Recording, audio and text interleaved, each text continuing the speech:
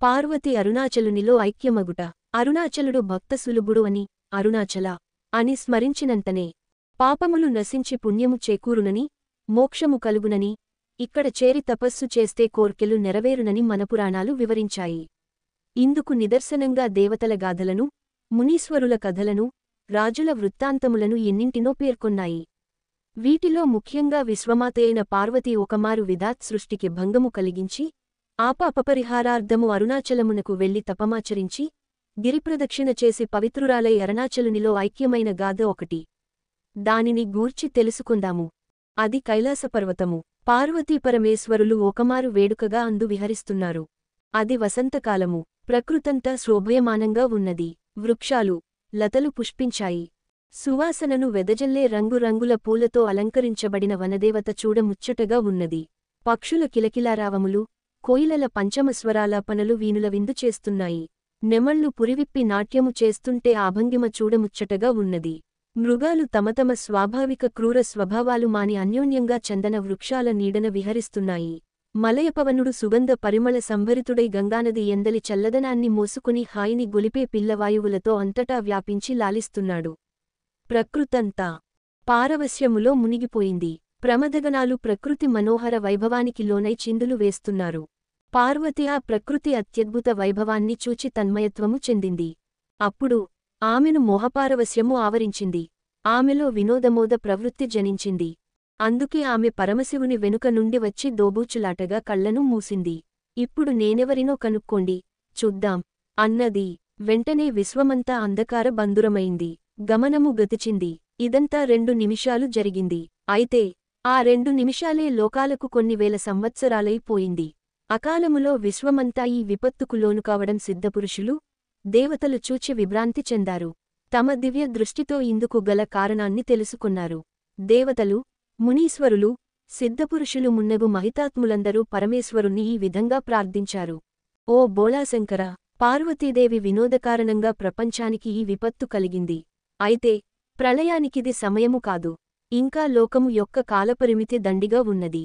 అందుచే మాపై దయయుంచి మా విన్నపాన్ని మన్నించి ఈ ఉపద్రవమును మాన్పండి, ప్రపంచాన్ని రక్షించండి. శంకరుడు వారి ప్రార్థనను విని మన్నించాడు.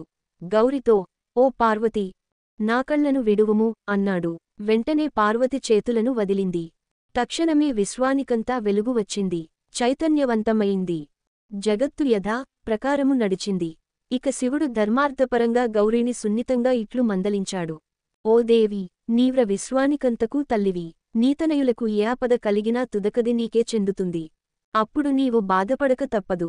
ఇదంతా మరచి ప్రపంచానికి ఎందుకు ఈ కష్టాన్ని కలిగించినట్లు? నాకు అంతు తెలియకున్నది అన్నాడు. గౌరి తనకేదీ తెలియదని ఉండిపోయింది. అప్పుడు శివుడు, చూడు గౌరీ, ఇది విధాత్ సృష్టి. ఆయన సృష్టిధర్మానికి ఎవ్వరూ విఘాతము కలిగించరాదు. పాయింట్. అట్లు చేయుట మహాపాపము. అది తెలిసినది కావచ్చు లేక తెలియనిది కావచ్చు. లోకానికి హాని కలిగించిన వారు మాత్రం శిక్షను అనుభవింపక తప్పదు. ఇది వైదిక శాసనం. వేదధర్మము ప్రకారము ఆపాపకర్మ పోవడానికి తపమాచరింపవలసి ఉంటుంది. అయితే ఆతపము వారికోసం కాదు, ప్రపంచ శ్రేయస్సు కోసము అని పరమశివుడు వివరించాడు. ఇదంతా పార్వతి విన్నది. తన పొరబాటుకు బాధపడింది. ఆపాపపరిహార్థము భూలోకములో తపమాచరిస్తానని శంకరుణ్ణి ప్రాధేయపడింది. అందుకు శివుడు, ఓ పార్వతీ, నేను నీ ఆత్మను. నన్ను వదిలి వెళ్లి తపము చేయుమని నేను నీకెలా చెప్పేది? నీవు జగన్మాతవని దేవతలందరూ నీ శక్తిని గూర్చి పొగడుచున్నారు. అందుచే నిన్ను వదిలి నేను విశ్వాత్మగా ఒక్క క్షణం కూడా ఉండలేను. అయినా ఇది తప్పనిది. ఇది వైదిక ధర్మము, విధాత శాసనము. కాన దానిని మీరరాదు. నీ ఎడబాటనే కఠోర తత్వాన్ని నేను సహింపక తప్పదు. ఎందుకంటే నీ తపోమహిమచే జగాలన్నీ పవిత్రము కాగలవు. కావున ఓ పరమేశ్వరి, నీవు కాంచీపురానికి వెళ్లి తపమాచారింపుము. అది భూలోక స్వర్గము. అక్కడ తపస్సు చేస్తే గొప్ప ఫలము చేకూరుతుంది. కంపానది తీరాన గొప్ప మామిడి వృక్షము కలదు. అది ఫలపుష్పసంభరితము. దాని నీడన దేవతందరూ నివసించి ఉంటారు. అందుచే నాయడబాటు నీకు బాధాకరంగా ఉండదు అని వివరించాడు. పరమశివుని ఆజ్ఞానుసారం పార్వతి కైలాసము నుండి కాంచీపురానికి వచ్చింది. కంపానది తీరాన మామిడి వృక్షఛాయున తపము ప్రారంభించింది. తీరాన సైకతలింగాన్ని ఏర్పాటు చేసుకుని పూజించింది. ఇలా కొంతకాలము గడచిపోయింది. పరమశివుడు ఆమె పోమహిమను పరీక్షింపదలచాడు. తద్వారా పార్వతి యొక్క తపోశక్తిని లోకాలకు చాటాలనుకొన్నాడు. నదీరూపములో ఉప్పొంగి వచ్చి ఆ ఇసుక లింగాన్ని ముంచి వేయాలని ప్రయత్నించాడు. పార్వతీ ఇది ఆ లింగాన్ని గట్టిగా తన 2 చేతులతో పట్టుకున్నది. అందుకు ఆ తరంగాలు సైకతలింగాన్ని తాకలేకపోయాయి. సాధ్యముగాక వెనుకకు వెళ్ళిపోయాయి. అప్పుడు శివుడు పార్వతి తపోమహిమను మెచ్చి ప్రత్యక్షమై, ఓ లోకమాత గౌరీ, నీ తపము మెచ్చదగినది. కాంచీపురమందు నీ తపము విజయవంతమైనది. ఇక అరుణాచలానికి వెళ్లి తపమాచరింపుము. అక్కడ నేను స్వయంగా తేజోవంతమైన జ్యోతిగా ప్రకాశిస్తూ సర్వులకు ముక్తిని ప్రసాదిస్తున్నాను. కోరిన కోర్కెలను తీరుస్తాను. అదే నా స్వరూపము. అదే నా నిజమైన ఆవాసము. ముక్తిని పొంద తలచిన వారందరూ తప్పక అక్కడకు రావలసిందే. సర్వదేవతలు, మునీశ్వరులు, సిద్ధపురుషులు నన్ను నిరంతరం సేవిస్తూ అక్కడుంటారు. నీవు అరుణాచలానికి వెళ్లి గౌతమ మహాముని వలన అరుణాచలుని మహిమను మరియు పూజావిధానమును తెలుసుకుని అరుణాచలుని భక్తి కలిగి తపము సాగింపుము. అప్పుడే నీతపమునకు సంపూర్ణత్వము సిద్ధించినట్లు అని చెప్పి అంతర్ధానమయ్యాడు. పరమశివుని సందేశానుసారం పార్వతి అరుణాలానికి వెళ్లి గుతముని కడ అరుణాచల మహాత్మ్యమును తెలుసుకొన్నిది. అరుణాచల భక్త శిఖామణుల కథలను విని సంతోషించింది. అందలి తీర్థాల పవిత్రతను తెలుసుకుని పరవశించింది. ముఖ్యంగా గిరిప్రదక్షిణ ఎందలి ప్రాధాన్యతను తెలుసుకుని మురిసిపోయింది. ఇక అరుణగిరి చెంత అరుణాచలి స్మరణతో తపము ప్రారంభించింది. ఆ సమయములో ఆమెకు మహిషాసురునితో తగవు ఏర్పడినది. మహిషాసురుడు పార్వతి మీదకు యుద్ధానికి వచ్చాడు. పార్వతి తన తపమునకు అంతరాయము కలుగకుండా ఆసురుని సంహరించుటకు తన నుండి దుర్గను సృజించి పంపింది. దుర్గ మహిషాసురునితో తలపడింది. వారిరువురకు 9 రోజులు భయంకరంగా యుద్ధము జరిగింది. 10వ రోజున దుర్గ మహిషాసురుణ్ణి వధించింది.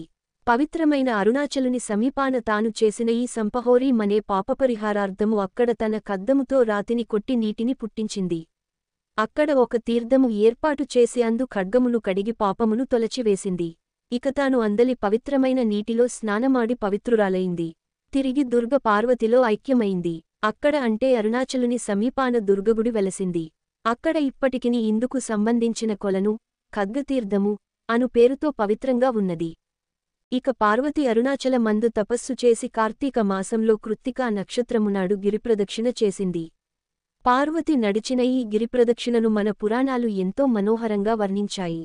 బహుకాలము అరుణాచల సన్నిధిలో ఉంటూ తపము చేయుటవలన ఆమెకు మహోన్నతమైన ఆధ్యాత్మిక జ్ఞానము కలిగింది. ఆ జ్ఞానామృతాన్ని తన వెంటయున్న దేవర్షులకు పార్వతి పంచిపెట్టింది. ఈ విధంగా పార్వతి అరుణాచలుని సన్నిధిలో లోకకళ్యాణము కోసము తపమాచరించింది. లోకాలు సుఖించాయి. అరుణాచలుడు ఆమె తపమును మెచ్చి ప్రత్యక్షమయ్యాడు. వరములు కోరుకోమన్నాడు. లోకక్షేమం కోసము పార్వతి అరుణాచలుణ్ణి ఈ విధంగా ప్రార్థించింది. ఓ పరమేశ్వర, అరుణాచల శివ, మెడలో నాగరాజు, చేతిలో పుట్టే, కంఠమందు విషము, శరీరమంతా బూడిదతో కూడిన ఆ భయంకర రూపము నాకు వలదు. సుగంధ పరిమళాన్ని వెదజల్లే పూలవనాలతో కూడి మహదానందకరమై పరిపూర్ణమైన ఈ అరుణాచల రూపంతో నాకు దర్శనమిస్తూ ఉండండి. నాకే కాదు భక్తులందరకు మనోహరమైన అరుణాచల రూపంతోనే దర్శనమివ్వండి.